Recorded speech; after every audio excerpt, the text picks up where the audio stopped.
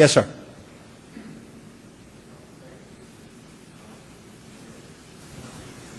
It doesn't matter. You guys hear me? So we're propping up a fusion center, and we actually reached out to the Department of Homeland Security because they offer free assistance to do this. And we asked them this exact question that was just asked a moment ago about NEAM compliance. And you're right, that is the term they said, NEAM conforming. They also said that no one else is really doing it. That was the phrase they said. They said, you know, people out there are putting applications up, and, you know, you can worry about converting to and from NEAM later on. Just worry about getting it up. So you might want to make sure that the message is clear that that is the expectation. We are going to implement an IEPD as part of our solution, but what we heard from the Department of Homeland Security on 2 different instances, we asked them twice, was that this was not something that we needed to do. Well, okay, so. Later this week, the Acting Undersecretary for the Department of Homeland Security, INA, Bart Johnson, is going to be here to present one of the keynotes. And I know Bart has a long tradition in law enforcement and has been very active both in the DNI as well as in the intelligence community and with fusion centers. And he is a staunch supporter. So I'm sure Bart would not, Bart will take the opportunity to clarify that point as far as what the position of the Department of Homeland Security is, as well as I sit along with Clark as staff to the interagency policy committees that the White House is putting together. And my boss, Vance Hitch, is a voting member of that White House policy committee. And NEAM is the standard that the White House is putting to get forward, not only across federal government, but also across the state and local entities as well. And Donna, I think, will have much more to talk about that in her presentation in a couple of minutes on futures. Any other questions here? Yes, sir.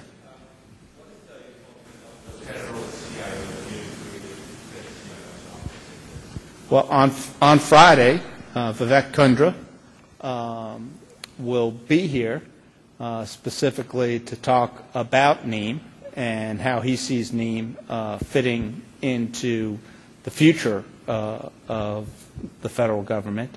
So we're all very anxious to see that. But I can tell you from just his limited time in being in federal government, NEAM is the underpinning for 2 of his primary initiatives, recovery.gov and data.gov.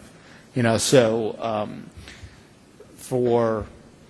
from that standpoint, 2 of the primary initiatives that the new administration needed to push out quickly, they utilized NEAM as the underpinnings for those. Yes, sir. One of the things about Excuse me, can we just... One of the things about the exchange, when you build an IEPD, you try to establish a policy for the packet that's being distributed. Since data has value and has ownership, and there's different ways of moving data, both the pull from a data warehouse or a data resource or a pushing like you'd get in an emergency environment, how do you see the formulations of the, quote, policies that are more like sentences into structures that actually can be enforced when you're going across jurisdictions, and those really tough, you know, issues about, you know, how do you make sure all the different people have their policies identified, and when there's policy conflicts, how do they get adjudicated? And our executive director, Donna Roy, will handle the more technical question.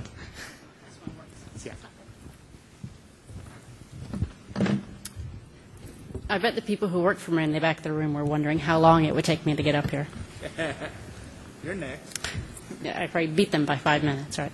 So specifically what you're talking about is how we parse up all the legal authorities and ensure that we base access, systematic access, not role-based. I I know you, so I'm going to give you access to my system. We need to get away from that. We're going to go to systematic access. I know you have a role in law enforcement, and I know that role would allow you to look at this types of data, correct? So internally at the department, I know that we are working on, I've seen some lawyers, amazingly enough, parse out the law to a point where we can start building a rules-based engine. And some of the work that has gone there has taken forward into our science and technology research area into piloting attribute-based access control using a parsing of the laws and understanding across DHS's legal framework what we can and can't do with certain types of data. So there's progress being made, but that is the nirvana of information sharing, and it is very, very hard to tackle nationally. Very easier to tackle in communities of interest or within like types of data. So there's progress being made. Hopefully, if you don't hear about it at this conference, you'll be hearing about it soon. I'll throw into that it's very funny to watch when a lawyer takes the law and they actually take the U.S. code and they map it out, and then they take the policies of whatever division they're working on, they map it out, and then they sit back down with the operators and they start saying, okay, so if you get this piece of information and you collected it for this purpose, then you can do this with it. And then the operators start saying, no, no, no, that's not how we do it. And the lawyer goes, no, no, no, the law says, and they said, no, no, no, that's how we do it. We've never done it that way. And they actually start having these religious, I would almost use the word, debates. And the lawyer's going, no, no, the law says you do this. And the operator's going, no, no, no, no, no, I do it this way. And I'm not going to change the way I do it because that's how I've always done it. And so the change management aspect of this problem starts stepping in. And you're not talking about change management from the standpoint of, no, I want the new form to go onto box B versus box A. You're talking about fundamental, I've always investigated a case this way. I've always been able to share that piece of information. And when the lawyer suddenly says, I'm sorry, the law doesn't support that, you have problems. And you've got to really work into that. So I think you're starting to scratch the part where NEAM's structure, that IAPD cycle, is a change management approach to getting across some of those challenges in there. Quickly, anything else? And if not, what we'll do is we'll take a quick 10-minute break. There are refreshments set up outside, but make sure you're back in at 20 after. And what we'll do, we'll have Paul and Donna here to talk not only about industry, but also about the future of NEAM, and then also the panel from OASIS on emergency management. Thank you very much.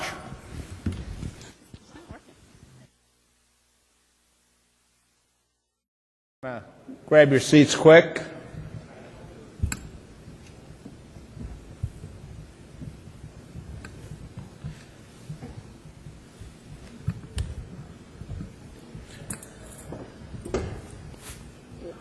Well, for the second half, what I hope our speakers will cover will be the importance of NEAM for industry, and then also the future of NEAM and where we're headed and how we hope to get there. So to start, I'd like to introduce another individual who's not a stranger to anybody in this room, Paul Wormley, who's been in this industry for a number of years, both on the private sector side, running his own company, and also several stints inside of government, and who is now the executive director of the IGES Institute. So without further ado, I'd like to introduce Paul.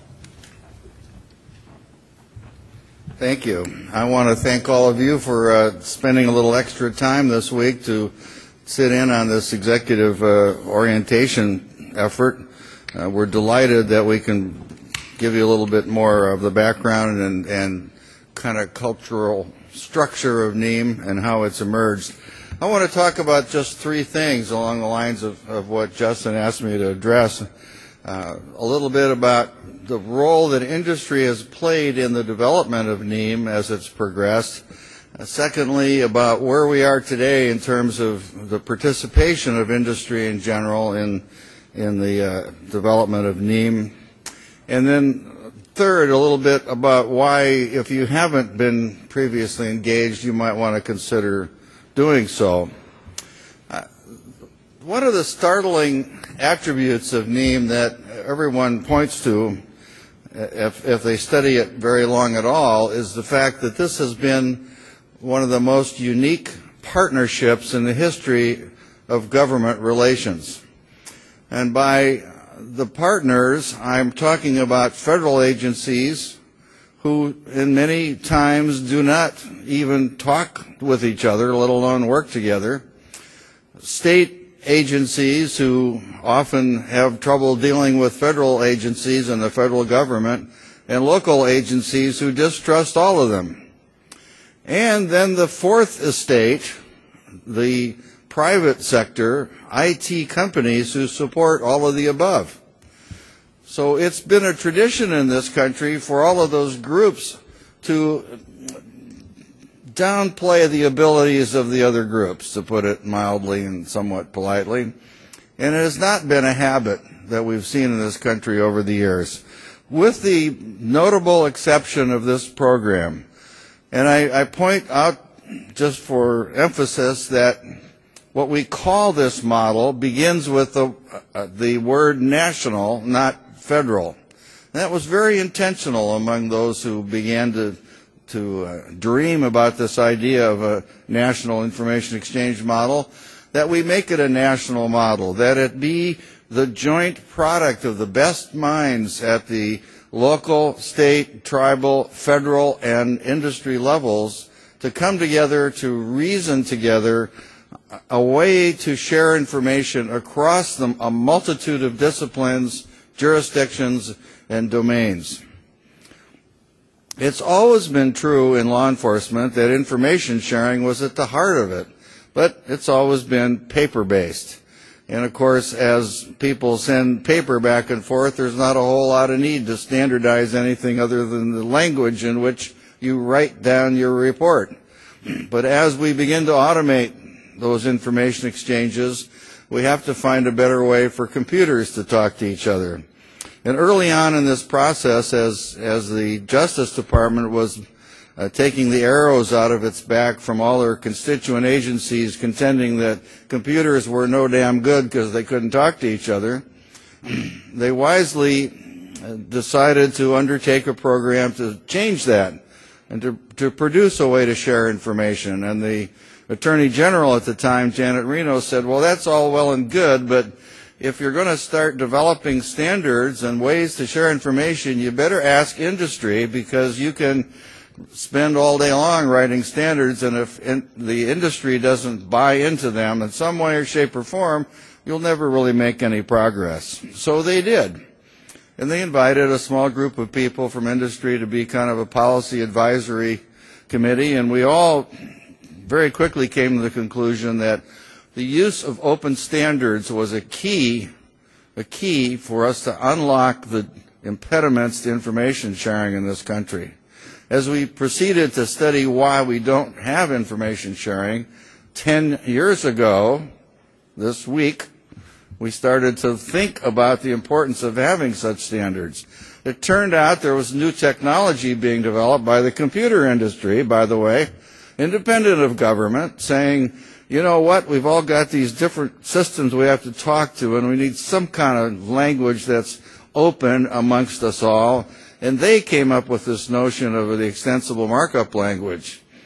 As the Justice Department came to industry and said, how can law enforcement, public safety, and justice share information, we advised them at that time, 10 years ago, that there was this new open standard emerging, and maybe they ought to take a look at it.